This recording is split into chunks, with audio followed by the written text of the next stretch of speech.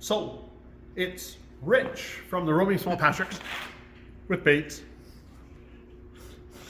Yeah. Carrie's running the phone. Yep. She doesn't like to be on the camera. Nope. Anyways, we basically have the bed platform and our storage cabinets assembled. Now we just have to take them all apart and do a bunch of Loctite on them. I'm putting all the infill panels. We're waiting on the 2 rails because I ordered the wrong pieces. And of course the actuators. So this is what'll happen. So imagine this is the truck, because it's not the truck's parked outside. Storage cabinets for clothing down both sides of the bed. This will be the queen bed platform. Our dinette will be underneath here. And so what'll happen is, you'll flick the actuator and the bed will be down in the sleeping, oops, sorry buddy, I just stepped on your paw. It will be down in the sleeping configuration.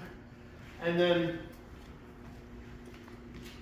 once we're done sleeping, and we climb off the bed, we'll flick the switch, and as it pulls forward, this will fold up into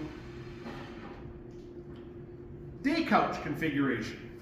So we'll still be able to use the bed basically as a couch, sitting couch, or I guess our windows are basically right here, so it'll look really good that way.